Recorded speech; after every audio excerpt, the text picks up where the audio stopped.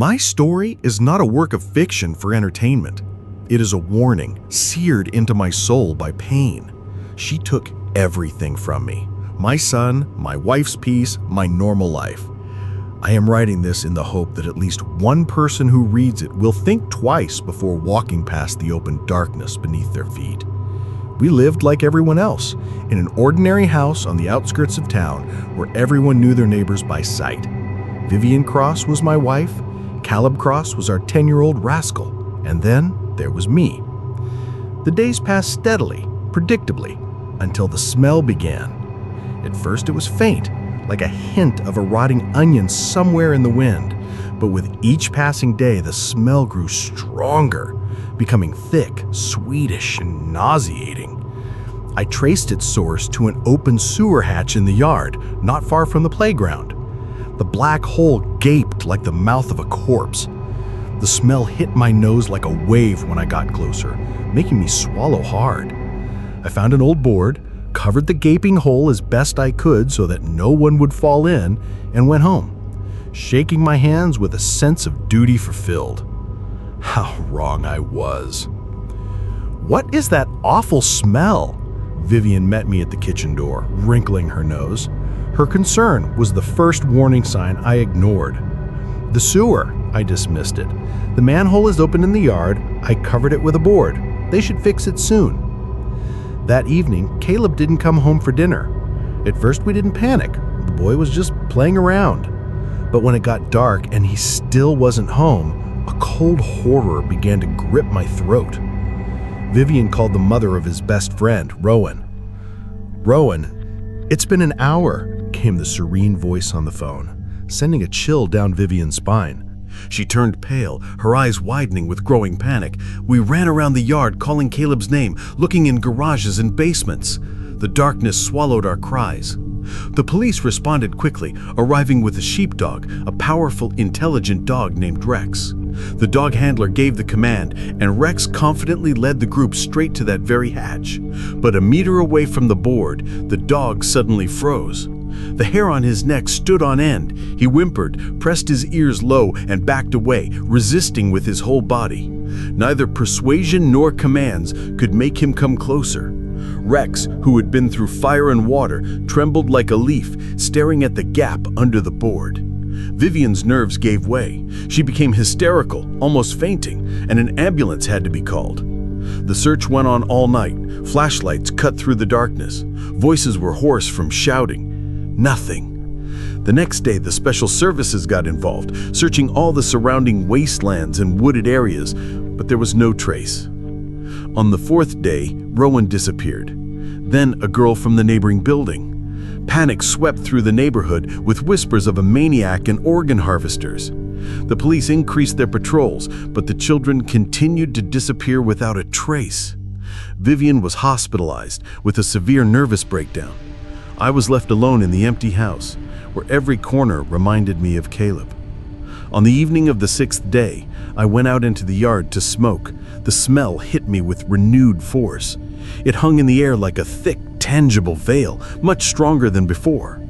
Like a carcass left in warm water, I was drawn to the hatch, briefly as if hypnotized. The longing was slightly shifted. I moved closer. The smell became unbearable. My eyes watered. And then I heard it, a dullish splash, as if something heavy had fallen deep into the water. My heart was pounding wildly. I shone my flashlight into the opening. The beam caught something bright dangling from the edge of the concrete ring, a yellow children's jacket. The jacket belonged to my neighbor, Leo, who had disappeared yesterday. I don't remember how I ran to my neighbor. Her scream when I showed her the jacket merged with the wail of my car's siren. The police arrived quickly. While they cordoned off the area, I stood over the manhole, staring into the darkness. The smell, the splash, Leo's jacket, Caleb. Something inside me snapped. The recklessness of despair overcame my fear. "Give me a rope," I asked the nearest officer. His protest sounded distant. I tied one end to the bumper of their car and the other to my armpit. I turned on a powerful tactical flashlight and began my descent. Cold, foul-smelling slime covered the walls, and the air was thick with the stench of death. I descended deeper into the hellish stench. At the bottom of the well, beneath the murky water, the lantern revealed not a concrete bottom, but a gaping chasm, a black hole leading somewhere deep into the earth, and from that hole, came that unbearable stench. I took a step toward the chasm, shining the beam inside, and froze. Down below, in a small cave filled with foul-smelling sludge, lay bodies. Several bodies, children's silhouettes. Some were in terrible condition, bloated and blackened. Others looked fresher, and among them, the upper part, a little girl in a familiar blue t-shirt, light hair. Caleb! His face was gone. I collapsed to my knees in the icy sludge, sobbing and choking on the stench and grief. And at that moment, I heard a splash. Footsteps. Slow, heavy, squishing footsteps in the water and mud approaching from the darkness behind me. I turned around, raising the lantern with a trembling hand. The beam caught a figure. It looked like a human, about the size of a child, but the proportions were wrong. The arms were too long. The back was unnaturally hunched. The head sat on the shoulders, a child's face, but the eyes were huge, black, bottomless, like those of a deep-sea fish. It was naked, covered in slippery gray slime mixed with something dark. And that face, it was familiar. Leo? No. The features were blurred like a wax doll left in the sun. It opened its mouth, a toothless hole with black insides, and made a sound. Not a roar, not a hiss, but a child's cry. Piercing, soul-chilling, coming from that horrible mouth. My mind shut down. My instinct for self-preservation snapped me out of my stupor. I lunged for the rope, sliding in the slime, intoxicated by my own voice. Behind me came the same eerie cry, but now louder, angrier, and the slapping footsteps quickened. I scrambled up the wet wall, desperately tugging at the rope. Above, someone shouted. Hands grabbed me under my armpits, pulling me up. I fell onto the asphalt, choking on vomit and sobs. The children are there, Caleb. I exhaled, pointing with a trembling hand at the manhole. And the monster, with the child's face! The police took my delirium seriously. My appearance spoke louder than words. They called in the SWAT team, tied ropes around me, and lowered a spotlight. 4 heavily armed fighters disappeared into the black hole. We waited. The minutes dragged like hours. Then there were screams, inhuman screams, a deafening roar mixed with the same childish crying, but now dozens of times louder, filled the well and burst out.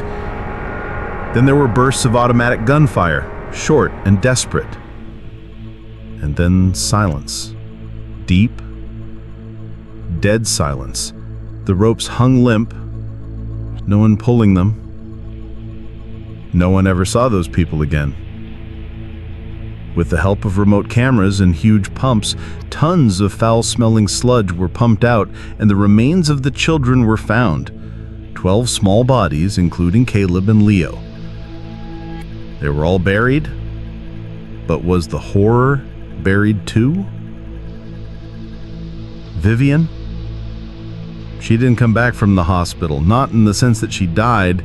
She is physically alive, but her mind remained there, in the darkness, next to the horror I saw. She sits by the window, rocking and whispering, "Don't go near the hatch, Caleb. It smells. It's crying." I was left alone, with an empty house, with a crazy woman in the clinic, with the eternal smell of death in my nostrils, and that child's cry that now haunts my nightmares. I'm not writing this for sympathy. I'm writing to warn you, so that you know. Watch your step. If you see an open manhole, don't just walk around it. Cover it with something heavy. Call the utility worker, shout, bang on doors, blow your horn to get it closed. Because beneath our cities, in ancient pipes and forgotten tunnels, something lives. It smells of death. It cries like a child, and it is hungry.